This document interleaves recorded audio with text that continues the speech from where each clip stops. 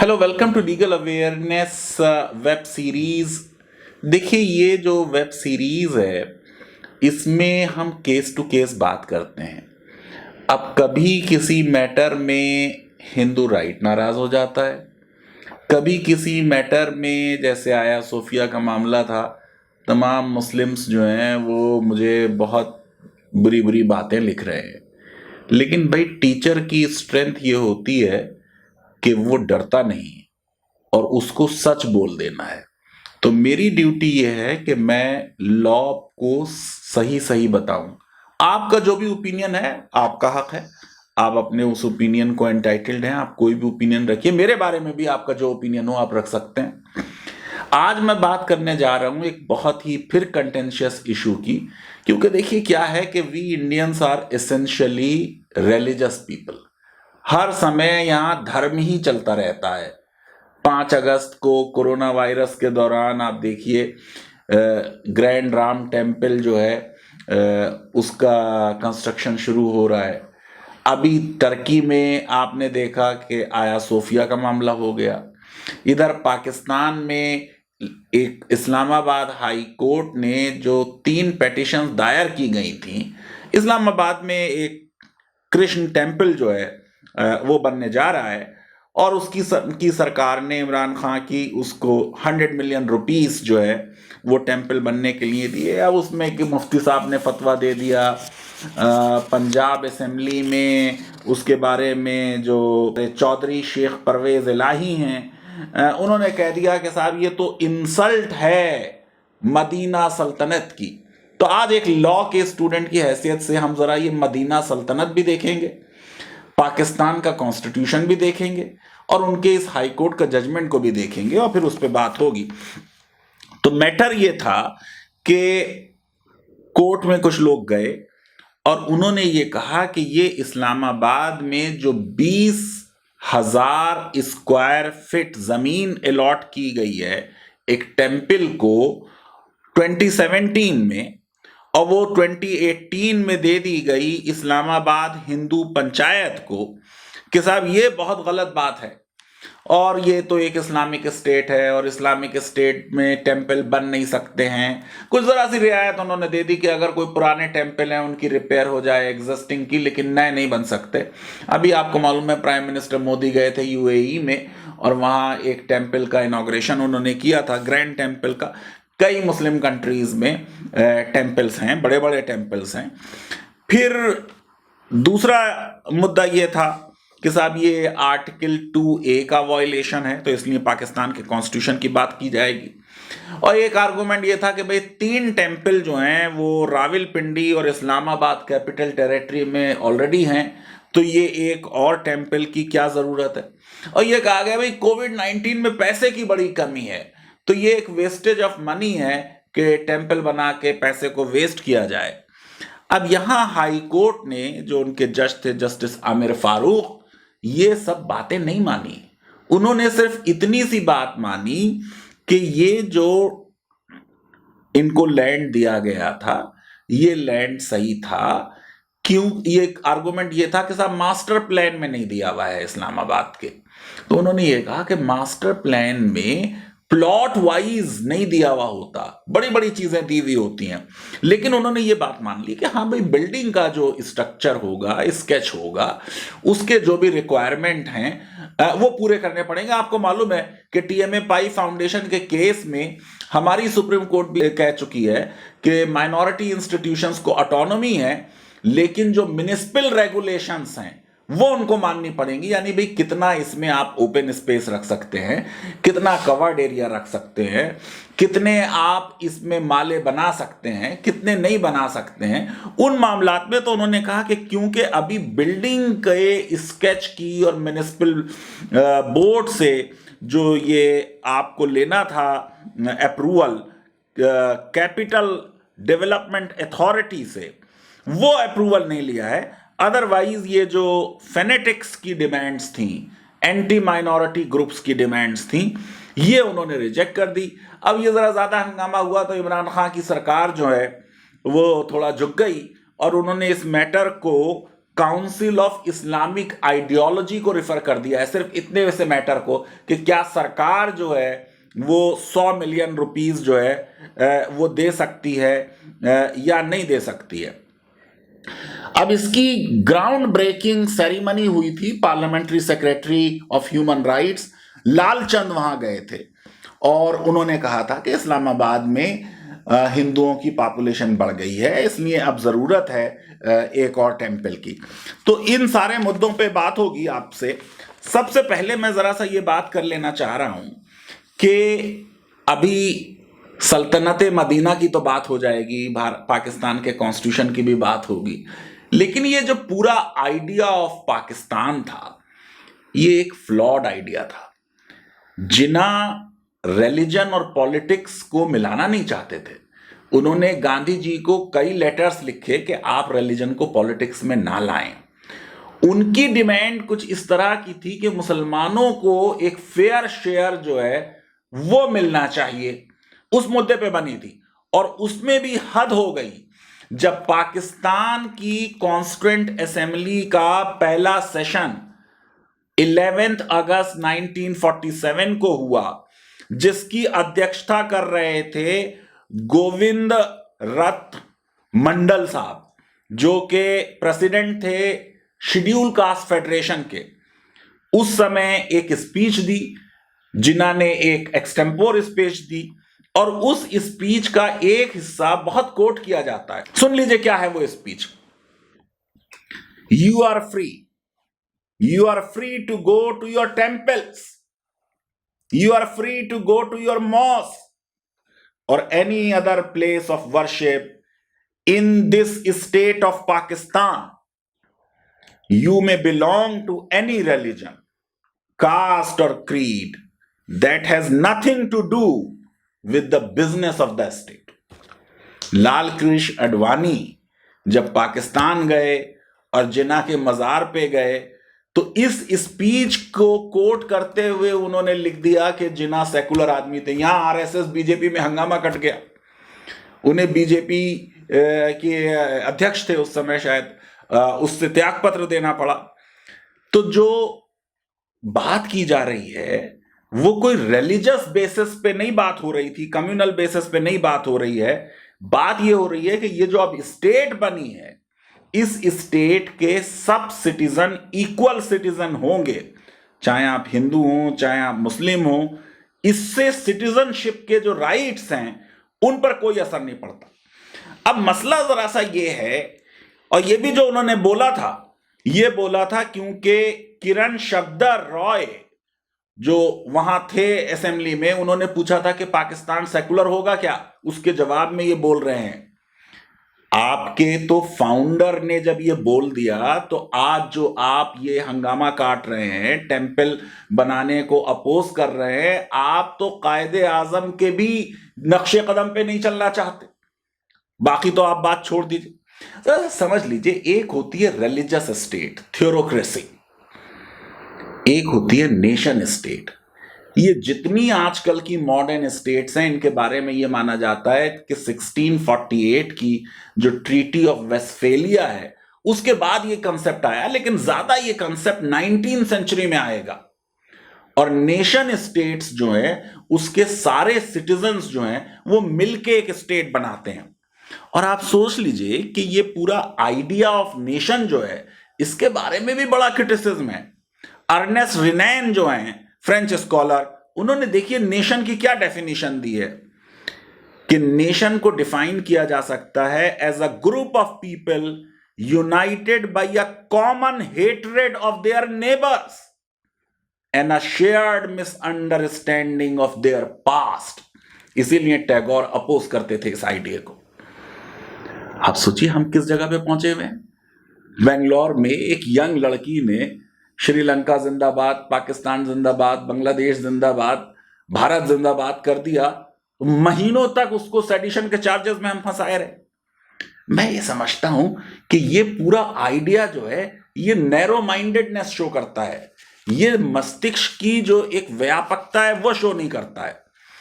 अब आप जरा सा आ जाइए उस मुद्दे पे कि जो पाकिस्तान का संविधान है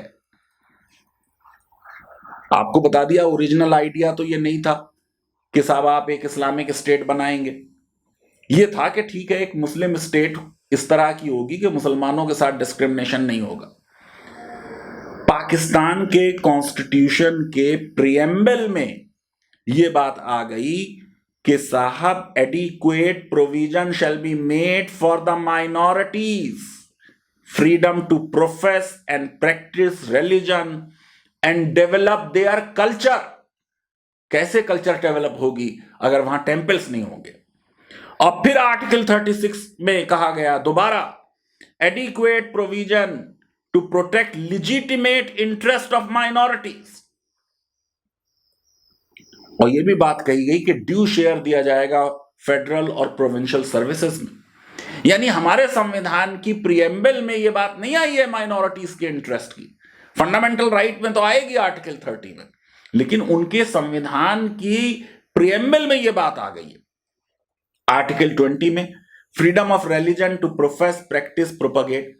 और अभी कैसे प्रैक्टिस करेंगे? अगर पूजा करने के लिए टेंपल नहीं होगा तो कैसे प्रैक्टिस करेंगे? फिर देखिए आर्टिकल 227 क्लॉज 3 में पर्सनल लॉज हिंदुओं के और माइनॉरिटीज के प्रोटेक्ट कर दिए गए। डॉक्ट्रिन ऑफ रिपग्नेंसी नहीं लगेगा उनके ऊपर। अभी हमारे देश में सिटीजनशिप को लेकर बहुत बहस हुई। आज की डेट में भी उनके संविधान के हिसाब से, उनके सिटीजनशिप लॉ के हिसाब से, क्या पाकिस्तान में सिर्फ मुसलमान सिटीजन है? नहीं। क्या धर्म के नाम पे सिटीजनशिप है? नहीं। तो इसका मतलब हर हिंदू जो पाकिस्तान का सिटीजन है वो इक्वल सिटीजन है मुसलमान के साथ, और उसके right to equality, right of non discrimination, वो इक्वल है उसका राइट। जरा बात को समझ लीजिए कि कोई भी जो आज की स्टेट बनती है उसमें एक संविधान होता है। संविधान क्या है? संविधान एक मुआहदा है, एक एग्रीमेंट है, एक कॉन्ट्रैक्ट है लोगों और राज्य के बीच में। पाकिस्तान के लोगों और उनके राज्य के बीच का एग्रीमेंट है ये उनका कॉन्स्टिट्यूशन, जो उनको फ्रीडम ऑफ रिलीजन दे रहा है, जो उनके पर्सनल लॉ को प्रोटेक्ट कर रहा है, जो रिलीजन के बेसिस पे नागरिकता नहीं दे रहा है। आप अपने संविधान पे नहीं जाना चाहते। और एक मुफ्ती साहब ने फतवा भी दे दिया कि साहब ये बड़ा गलत हो रहा है।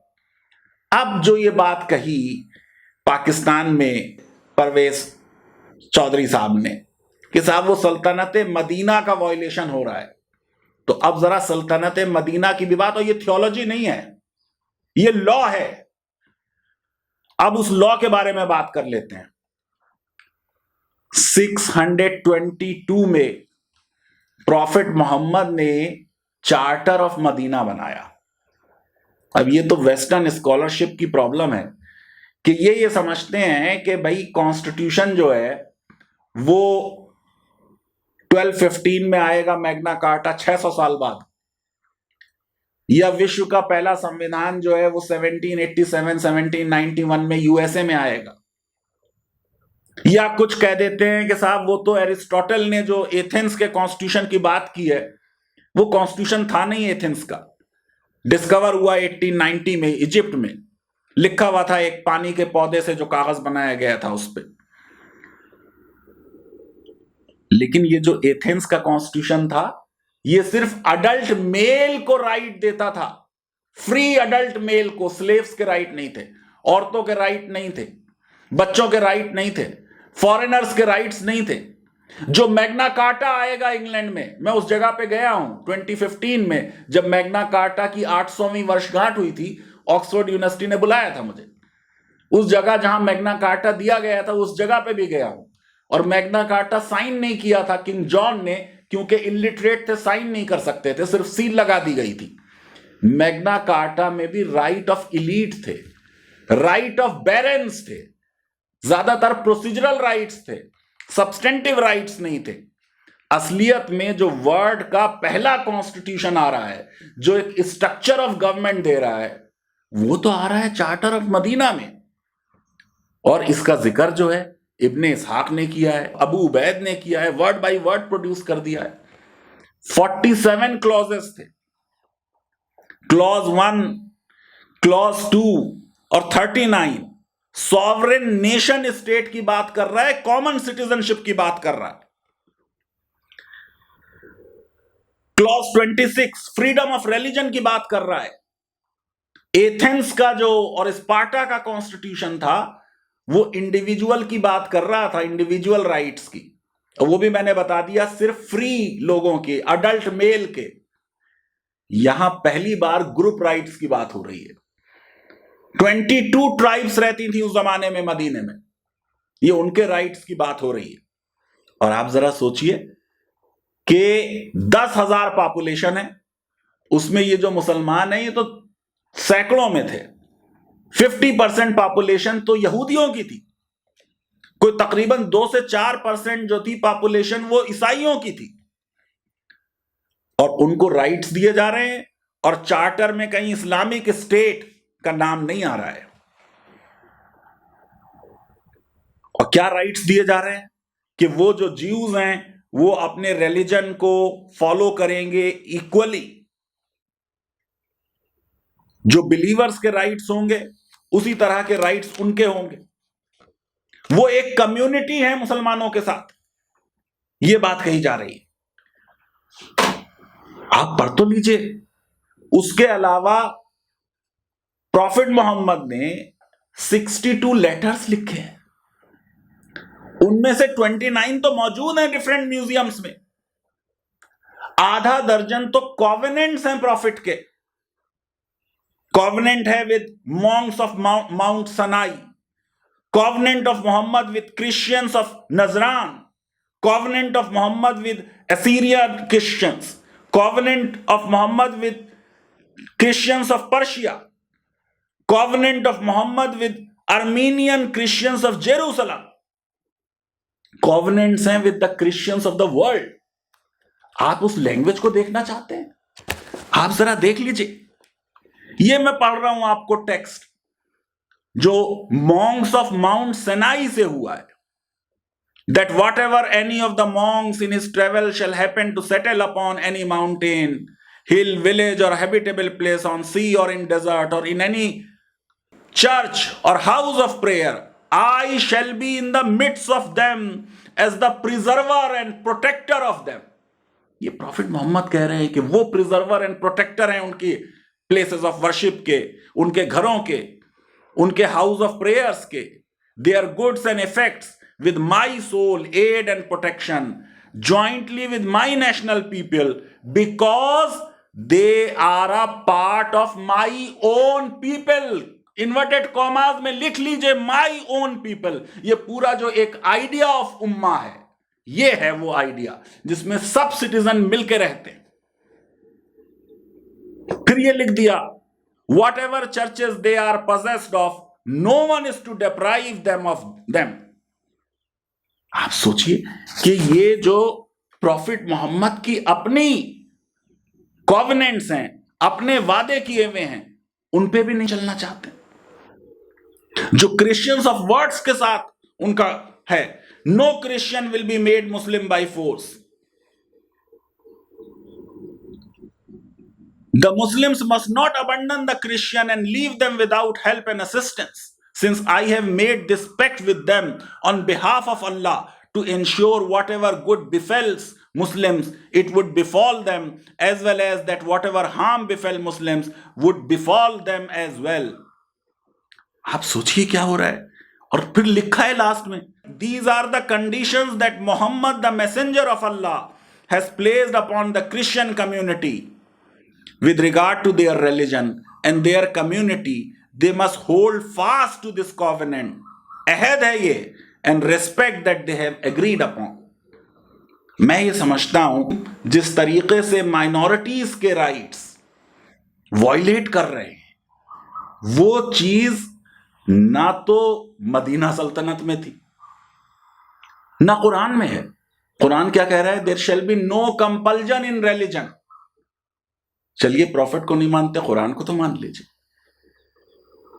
ये पाकिस्तान एक नेशन स्टेट है जिसका एक कॉन्स्टिट्यूशन है। कॉन्स्टिट्यूशन एक कॉन्ट्रैक्ट है। वहां के जो हिंदूज हैं उनको ये राइट था कि वो इंडिया आ जाते, वो इंडिया नहीं आए। जिना के प्रॉमिस की वजह से। जैसे इंडिया के मुसलमान ज्यादातर पाकिस्तान नहीं गए नेहरू के प्रॉमिस की वजह से। ये हिस्टोरिकल पैक्ट्स हैं, अहद हैं, मीसाक है, इनका वायलेशन नहीं होना चाहिए। 100 मिलियन रुपीस, अरे भाई जब इक्वल सिटीजन है तो वो टैक्स भी देते हैं। अगर पाकिस्तान की सरकार मस्जिदों को पैसा देती है तो मंदिर को भी दे सकती। मैं ये जाती तौर पे समझता हूं कि किसी सरकार को किसी रिलीजियस प्लेस के लिए पैसा नहीं देना चाहिए, इस पे लिख भी चुका हूं मैं। लेकिन ये कि उनकी कल्चर, उनका रिलीजन, उनकी फ्रीडम ऑफ रिलीजन प्रिजर्व की जानी चाहिए। इतना दिल छोटा मत कीजिए कि उस छोटा करने में अपने रिलीजन से भी हट जाएं। लीगल अवेयरनेस वेब सीरीज आपको पसंद आती है तो मेरी रिक्वेस्ट है कि हमारे इस वीडियो को वाइडली शेयर कीजिए, हमारे चैनल को सब्सक्राइब कीजिए और बेल आइकन जरूर क्लिक कीजिए। और प्लीज, मैं आपको लॉ की चीजें बता रहा हूं, आपके जो अपने रिलीजियस और पॉलिटिकल व्यूज हैं उन पे ये मत सोचिए कि मैं उनसे एग्री करूंगा। जो कुछ कमेंट्स देने हैं, बुरा भला कहना है, आपकी आजादी है, जरूर लिखिए। बहुत वेलकम है आपके कमेंट्स। बहुत बहुत शुक्रिया, धन्यवाद, थैंक यू वेरी मच।